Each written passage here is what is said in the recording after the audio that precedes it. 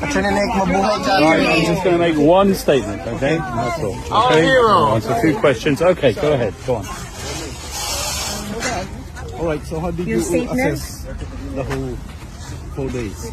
Well, I'm not going to pass judgment on the performance of the prosecution, the performance of the victim's representatives, or my own performance. That's for the judges to decide, and it's not a show.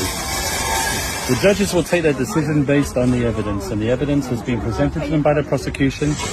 The evidence has been challenged by us, the defense, and we trust the judges to take the right decision.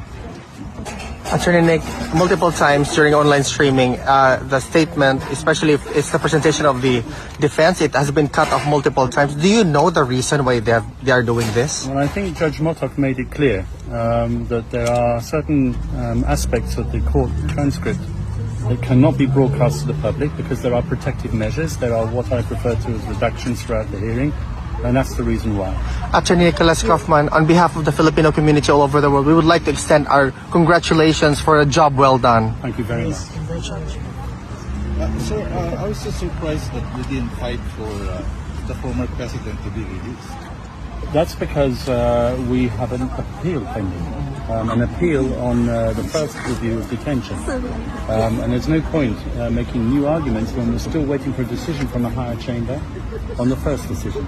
It's purely legal, okay? It's not that I agree that my client should continue to be in detention.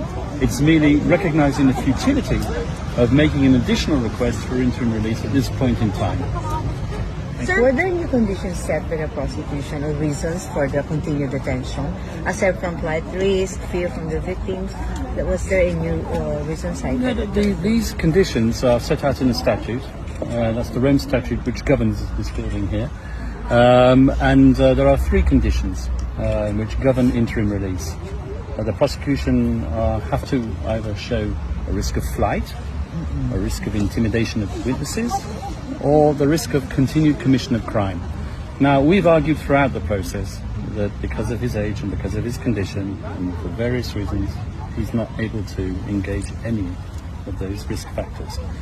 The prosecution disagree, and the prosecution argue that his refusal to recognise the possibility of exercising jurisdiction over him signifies that if he were released, he would not present himself for trial. We disagree with that. But then once again, these are decisions that have to be taken by the appeals chamber and not by me here in the media. Attorney Kaufman, some Filipino lawyers of the victims are describing your last-minute attempt to appeal to emotions as grasping at straws. How do you respond to that? Come on. I'm representing a client who's been locked up for a year, who hasn't seen the public, so of course I'm going to address the public who want to see him. I made my position very clear. I felt that he should appear, but he's my client. He took his decision, and I respect that decision. And the decision that he took, as it turns out, was the right decision in all the circumstances. Yes, of course, my detractors are going to criticize me. The prosecution tried to strike me from the record, as you saw at the end, but that failed miserably. And I think that just signifies the extent to which they are irritated by the arguments which I made. And those arguments were professional. I litigated for the best part of a day and a half on the substance. I'm talking about the legal arguments. I'm talking about the evidence. We attacked every one of those counts which alleged that Mr. Duterte murdered 78 victims. We deny that completely. And we gave our reasons why, and they're on the record. Attorney Kaufman, sorry, this is not the first time that you're facing the ICC. You have defended other clients before. How would you compare or how would you contrast the complexity of this particular case compared to the other cases that you've dealt with before? Well, all the cases here are complex. The complexity arises out of what are called the modes of perpetration, the modes of liability, something which I talked about at length, especially the indirect co-perpetration theory, which is something which is applied here in practically every case.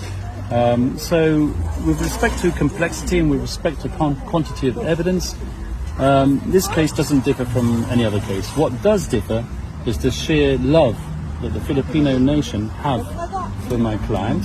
And I've seen it on a daily basis when I go up to visit Mr. Duterte in his detention center, and I see the people waiting there every day, just hoping to feel something of that Duterte magic.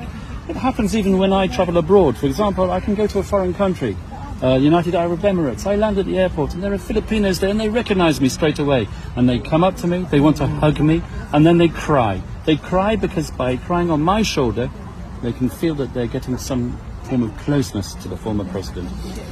That's indeed true. Okay? All right. Thank you very much. Let's take to the back. Just the closing statement Yes. on the, how Yes. you addressed or spoke with the president when you met him last Wednesday when the hearing was on a break. Was that really something that you had initially thought that was important to share during your closing argument? Or was it necessary? It was 100% necessary, and I shared it, and it irritated people because you see, people have brought him to this court, they've put him on trial. He asked all the time, if I've done something wrong, let me be tried in front of my own people, and they want to silence him once he's here by standing up and asking for it to be struck from the record. Okay, I didn't testify on his behalf.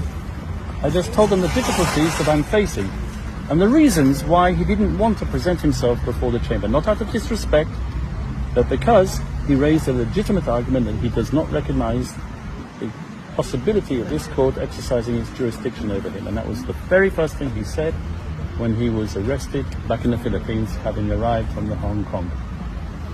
I remember you said that you had a barong ready for him. Yes, indeed, we because did. you didn't want him to wear that ill-fitted suit. Correct. And you wanted it erased or deleted from... Well, yes, I think that's humiliating, quite frankly, having that photograph there. It was taken in a situation where he had really been released from hospital a few days before, and he was tired, he was jet-lagged, he was suffering from the medication of the hospital, and then he was just told that he's being put in front of a television camera and taking part in an audience, a hearing.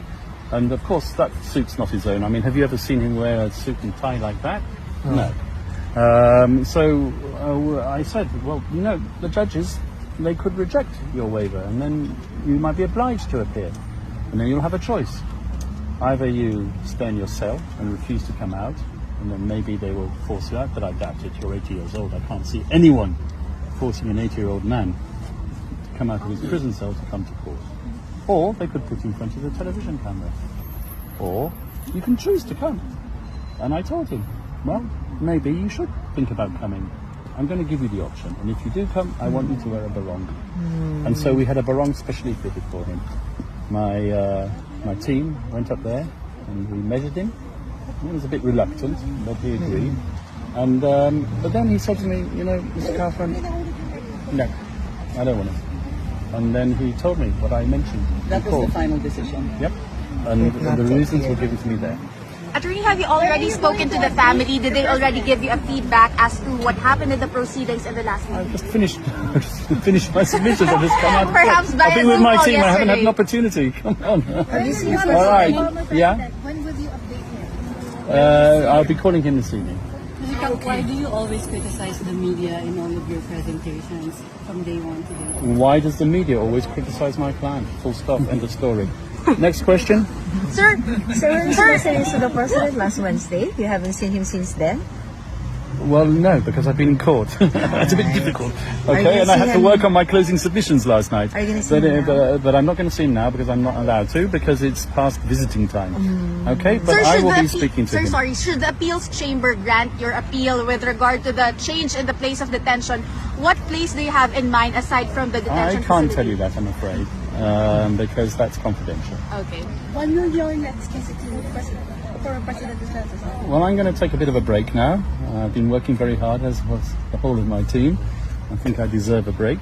So I'll be seeing him shortly. There are a couple of decisions which are due to be rendered, as you know. First of all, the appeals decision on jurisdiction, and also the appeals decision on his first review of detention. Can his family Filipino visit lawyers, already, attorney. since it's, the confirmation of charges is already finished? Yes, it is, and the honourable judges have 60 days to take their decision. How about the Filipino lawyers? Are they already applied for the ICC accreditation? I haven't had an opportunity to speak to them. Okay, I just came out of court. Attorney, was it the personal request or the family's request for the removal of the picture of the former president, the one in blue suit? That was my request. Yes. But not necessarily. It did not Well, come I from haven't the consulted family. them on dress requirements. Okay, that's my request. I've always said that photograph which exists on the ICC website is not the type of photograph that I would want for the world to see. It's as simple as that. Thank you, Is Attorney there an Trump. expected ruling on that, attorney? On that request? No, I doubt it. Okay, I've made my objection known. It's not an official legal request. It's a polite request and an understandable request from a humanitarian point of view. Yeah. Thank you, Attorney. Thank you, Attorney. All right, guys. Thank you. Congratulations, Attorney Nick. Mabuhay ka, Duterte.